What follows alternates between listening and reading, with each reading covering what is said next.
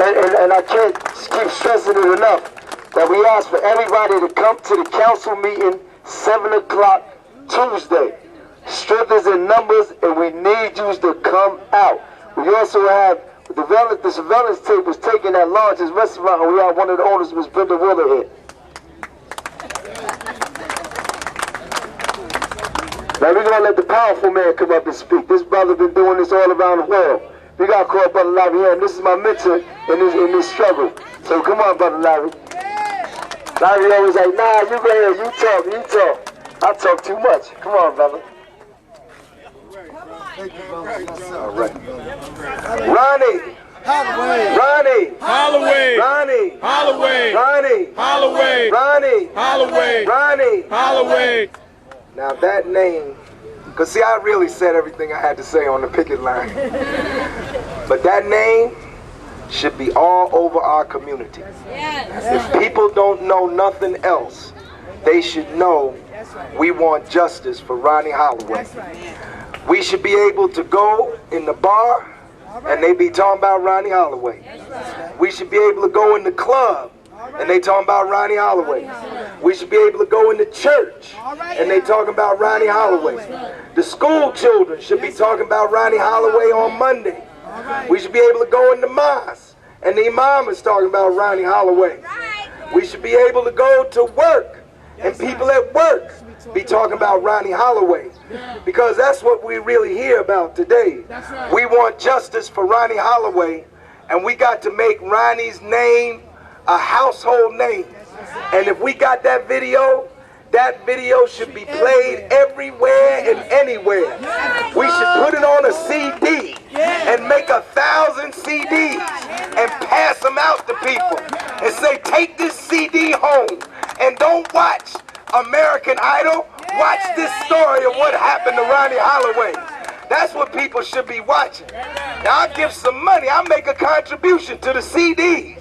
We make 1,000 CDs and give them out to people and let them play so that they can see for themselves what happened to this brother. Because you know, there's some people think we make this stuff up. That's right. There's some people, you know, it's just like doing slavery. Whatever master said was right. Whatever master said was right and whatever another slave said was wrong. But if you give them the CD, what that guy used to say, the sports guy, let's go to the videotape. Isn't that what he used to say? Let's go to the videotape. You don't want to believe me because you don't want to believe your brother. Right. Just like you don't want to go to a black doctor or a black dentist or a black lawyer. You don't want to believe your brother. But let's go to the videotape. If you look at the videotape, you see the injustice for victims of police brutality. To Ronnie Holloway. We were involved in the struggle for justice for Earl Faison. You know what they said, right? They said that Earl Faison killed himself. That's what they did. That's what they said. The police said that he threw himself off the chair and died. They made up all kind of stories. But his mother and his father, his stepmother, they saw his body. They saw the footprint that was in his forehead. The footprint that was on his forehead. They said our son was beaten to death.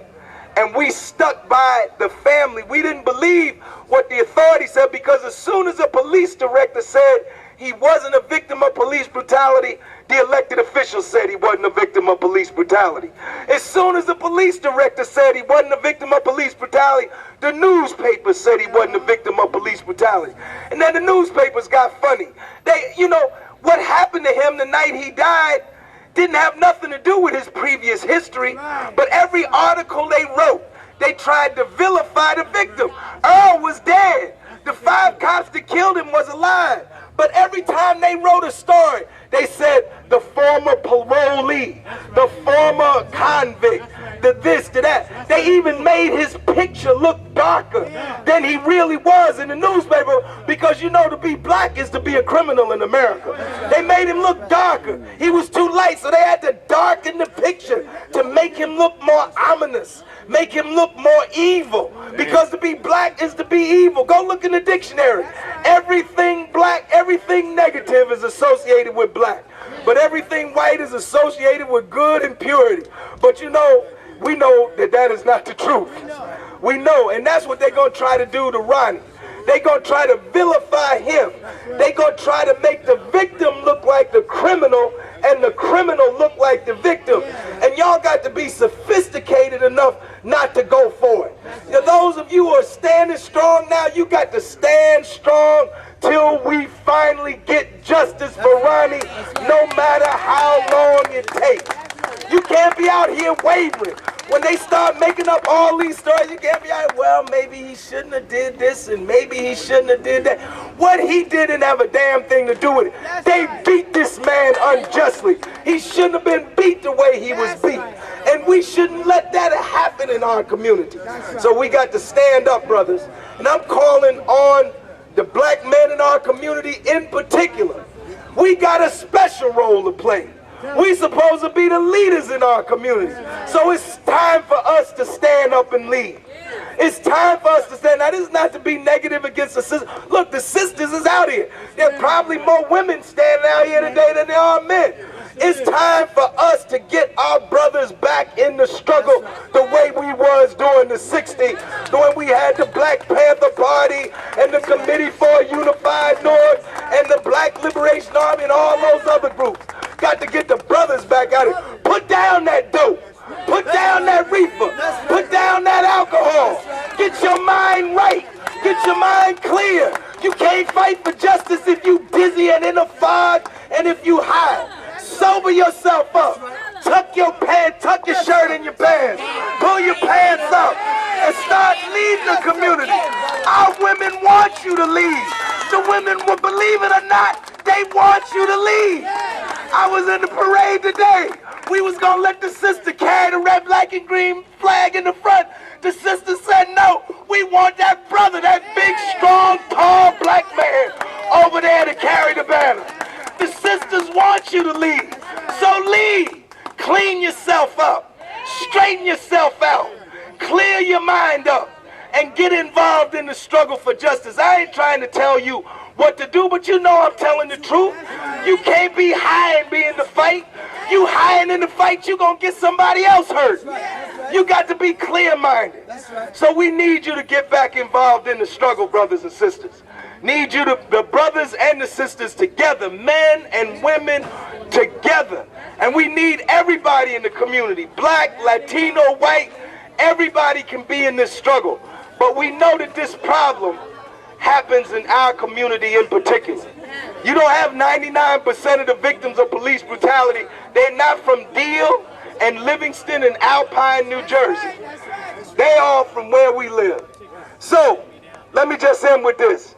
We need to come out, pack that council meeting on Tuesday night. Everybody need to get on the phone, get on the Facebook, get on the YouTube, get on the Twitter, all that stuff y'all use to talk about all this other foolishness. Turn those foolish things into instruments of liberation to spread the word that everybody in this town need to be in this building on Tuesday night at 7 o'clock. Tuesday night is 7 o'clock. And that's right, be there early, 6:45. You know that will really scare them if you're not just on time, but if you're early, they'll know you're serious. Right. Be there early. And this is going to be a long struggle. It took us 5 years to get justice for Earl Faison. He was killed on April the 9th, 1999. The police did not go to jail until 2003. They appealed it. Every time they lost in court, they would appeal it. But wherever they went, we went. They took the case to Philadelphia. We got 3 buses, filled them with people. We didn't go to Philadelphia. We went to Camden and we marched across the Ben Franklin Bridge to the courthouse and marched up into the courthouse and filled the courtroom up. And every time they appealed, they lost. That's because the people stuck together. So all we got to do, brothers and sisters, is stick together. Stick together, just like Sister said. It ain't complex. You don't need a whole big text on it. It's very simple. Just stick together. We want justice for Brother Ronnie. And we want it now. What do we want? Justice. When do we want it? Now. What do we want? Justice. When do we want it? Now.